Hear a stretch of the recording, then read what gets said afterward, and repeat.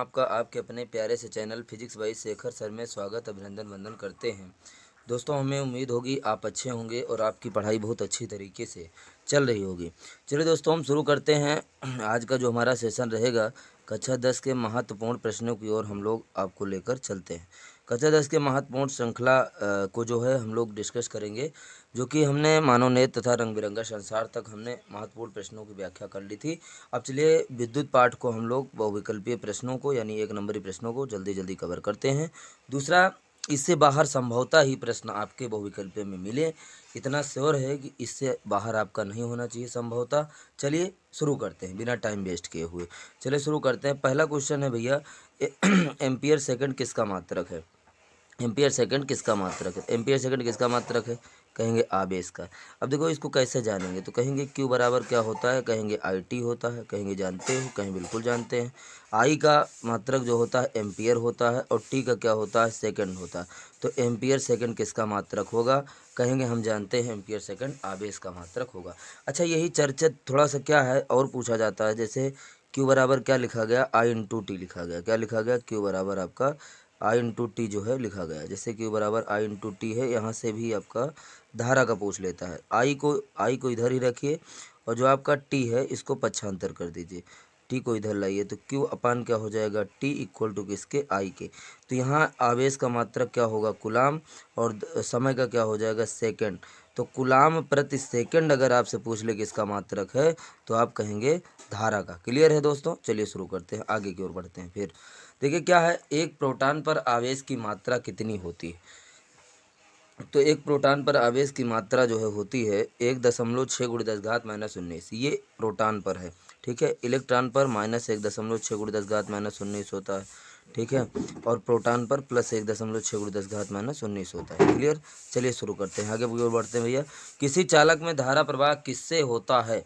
तो धारा का प्रवाह जो है इलेक्ट्रॉन की दिशा को देखकर होता है। जैसे इलेक्ट्रॉन की दिशा इस तरह से है, तो आपका जो धारा बहेगी उसके विपरीत बहेगी। इस तरह आपकी धारा जो है बहेगी। मतलब किस तरह? कहेंगे भैया इस तरह आपकी धारा बहेगी, ठीक है। अगर इलेक्ट्रॉन इस तरह प्रवाहित हो रहा है तो धारा आपकी इस तरह जो है बहेगी। क्लियर? अगर इस तरह इलेक्ट्रॉन जा रहा है तो धारा इस तरह आपकी प्रवाहित होगी। क्लियर? मतलब अपोजिट डायरेक्शन होता है, ठीक है। चलिए आगे की ओर बढ़ते हैं भैया। फिर जो है अगला क्या है हमारा, करा प्रतिरोध का मात्रक। प्रतिरोध का मात्रक क्या होता है? कहेंगे ओम होता है। कहाँ से आया ओम? तो कहेंगे भी बराबर आई आर से, मतलब ओम के नियम से हम लोग पाए ओम को, ठीक है। ओम के नियम से क्या पाया? कहेंगे ओम पाया। क्लियर है?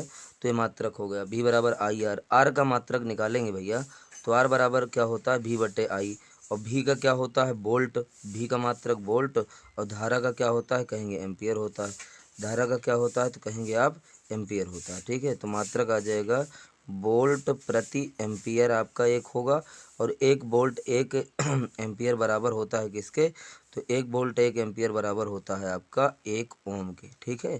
तो मात्रक क्या हो जाएगा? ओम। क्लियर है? चलिए आगे की ओर बढ़ते हैं। देखिए ओम के नियम का सूत्र, ओम के नियम का पहले ओम का नियम क्या है? भी प्रोपोर्शनल टू आई। यहाँ सारी डिस्कस कर लें, आगे जो क्वेश्चन है वो हो जाएंगे, ठीक है। भी प्रोपोर्शनल टू आई। भी प्रोपोर्शनल टू मतलब जिस तरह विभवांतर बढ़ेगा उसी तरह धारा भी आपकी बढ़ेगी, मतलब धारा भी चलेगी, ठीक है। तो क्या कहा गया है? ओम का नियम क्या है? यदि किसी चालक की भौतिक अवस्था में परिवर्तन न किया जाए, भौतिक अवस्था मतलब ताप में, दाब में, हाँ, ताप दाब लंबाई में परिवर्तन न किया जाए, तो उनके सिरों के बीच मान लीजिए ये कोई चालक है, ठीक है। ऐसे कोई चालक है, मान लीजिए कुछ मान लिया जाए, ऐसे परिपथ है, ठीक है। परिपथ बना दिया, ऐसे बना दिया गया, केवल समझना है आपको। या ऐसे चालक बना लीजिए, चलिए चालक बना लेते ऐसे है। अब इसमें कोई धारा प्रवाहित हो रही है, कोई धारा प्रवाहित हो रही है, तो अगर इसकी लंबाई 10 सेंटीमीटर है तो कह रहा है 10 सेंटीमीटर रहने देना, तो इनके सिरों के बीच जो विभवांतर लगेगा उसमें बहने वाली धारा आई कि क्या होगा? अनुक्रमानुपाती होगा, ठीक है।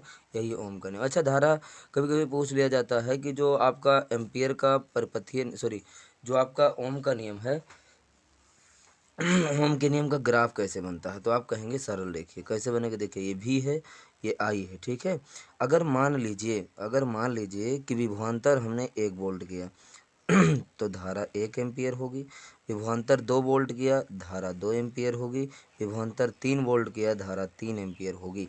अगर क्या किया जाए, समझते चलेंगे, मतलब समान समान सिस्टम इनका चल रहा है। ये देखिए, अब जहाँ जहाँ ये पॉइंट एक दूसरे को मिल रहे हैं ऐसे हम लोग मिला देंगे और यहाँ से एक जो है बना देंगे रेखा, ऐसे बना देंगे। ठीक है, बन गया। तो कैसा प्राप्त हो रहा है, कहेंगे सरल रेखीय जो है प्राप्त हो रहा है। क्लियर, चलिए शुरू आगे बढ़ते हैं। ठीक है, आगे की ओर चलते हैं। ठीक, ओम के नियम हो गया। भी बराबर क्या होता है, ओम के नियम का सूत्र, तो भी प्रोपोर्शनल टू आई, मतलब भी बराबर आर आई, जहाँ आर नियतांक है, आर प्रतिरोध भी है। आर नियतांक और आर प्रतिरोध दोनों है, तो भी बराबर आई आर। इसी को पक्षांतर करेंगे, आर बराबर भी आई या आई बराबर भी बटे आर। क्लियर, चलिए आगे को बढ़ते हैं। किसी तार की लंबाई उसकी प्रारंभिक लंबाई की 3 गुनी। प्रारंभिक लंबाई मान लेते हैं 3 थी, तो बाद में प्रतिरोध कितना होगा, कहेंगे 3 गुना और बढ़ जाएगा। 3 त्रिक का कितना हो जाएगा, 9 गुना आपका हो जाएगा। 4 ओम प्रतिरोध वाले एन चालक, चालक संख्या कितनी है, कहेंगे एन है। एन चालक हैं, 4 हैं। ठीक है, तो 4 हैं मतलब 4/n हो जाएगा, ऐसे समझ सकते हैं। या ऐसे भी आप इसको समझ सकते हैं, कहेंगे कैसे, कहेंगे बता रहे हैं, रुकिए ऐसे भी, कैसे भी, ऐसे देखिए, जैसे मान लीजिए 1/n 1 हो गया, 1/n 2 हो गया, 1/n 3 हो गया, 1/n 4 हो गया। 1/n क्या हो गया, 4 हो गया। ठीक है, 1/n आपका 4 हो गया, तो ये 4 हो गए, मतलब 4 आपके जुड़ गए, तो 4 क्या हो जाएगा, n हो जाएगा। क्लियर, 4 जुड़ गए। बल्ब का फिलामेंट, फिलामेंट का मतलब समझते हो, जो नीचे वाला लगा होता है, नीचे वाला ध्यान दीजिए, देखिए समझाते हैं। देखिए, जो ऐसे करके ऐसे लगा होता है नीचे बल्ब में जो जलता है, तो बल्ब का फिलामेंट पूछ रहा है किसका बना होता है, तो बल्ब का फिलामेंट बना होता है टंगस्टन का। ठीक है, किसका बना होता है, तो कहेंगे टंगस्टन का। ठीक, किसका बना होता है भैया, तो कहेंगे टंगस्टन का। क्लियर, किसका बना होता है, तो कहेंगे टंगस्टन का। क्लियर है, चलिए अगला आपका है विद्युत ऊर्जा इकाई। विद्युत ऊर्जा की इकाई क्या है, मात्रक क्या है, कहेंगे किलोवाट। ठीक है, अच्छा, ऊर्जा का मात्रक आपको पता है जूल भी होता है, तो विद्युत शक्ति समझिएगा, विद्युत शक्ति का मात्रक किलोवाट या वाट होता है। चलिए नेक्स्ट पे चलते हैं। विद्युत बल्ब पर 220 वोल्ट, विद्युत बल्ब कर कितना लिखा है भैया, 220 वोल्ट आपका लिखा हुआ है, मतलब भी बराबर कितना है, 220 वोल्ट। ठीक है, और आपका ये वाट है, मतलब पी का मात्रक पी बराबर 100 वाट दिया है। ठीक है, तो यहाँ मात्रक हम पी निकल गया, भी निकल गया, हमें आर ज्ञात करना है, तो फार्मूला होता है आर बराबर भी स्क्वायर बटे पी, या पी बराबर भी स्क्वायर बटा आर।